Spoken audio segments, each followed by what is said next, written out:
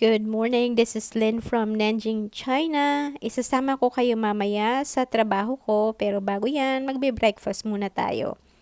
Nagluto ako nitong munggo na may gata at minatamis siya, nilagyan ko siya ng red dates. Ito rin ang breakfast ng anak ko at nag-steam din pala ako ng rice dumplings na may pork. Pagkatapos ng breakfast, nag-take ako ng DD. Yung DD ay parang Grab dito at papunta na tayo sa school. So, ito yung gate ng school. Isa siyang university. Malapit lang tong school, mga 10-minute drive lang galing sa bahay.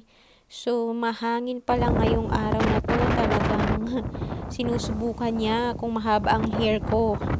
Konting lakad lang from the gate at makakapunta na tayo doon sa building. Yan yung building na pinapasokan ko. Nandyan yung mga classroom at saka yung mga estudyante. Akyat na tayo sa elevator. Nasa 11th floor yung classroom namin at yung mga estudyante ay nandun na sa loob ng classroom.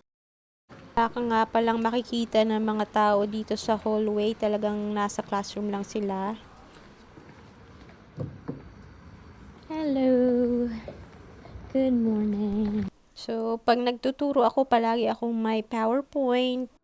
At dahil speaking class ito, palagi akong may mga activity na nagre-require na may estudyante ay gawa ng mga presentation. So, speaking presentation para ma-boost yung confidence nila.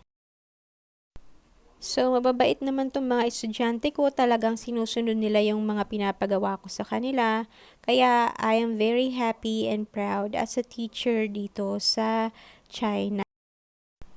At saka mga college student na ito, kaya mas madaling turuan pag mga ganitong edad na at nakakaintindi na sila.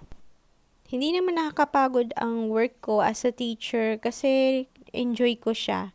Ngayon, pabalik na tayo sa ating bahay. Ayan, nag-order ako ng DD dito at mahangin pa rin sa labas.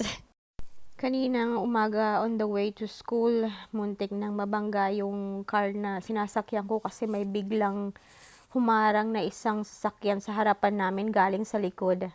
But anyway, ang kakainin natin for lunch ay yung tira-tirang pagkain na lang. So, ito yung soup na ginawa namin 2 days ago na may patola at wood ear mushroom.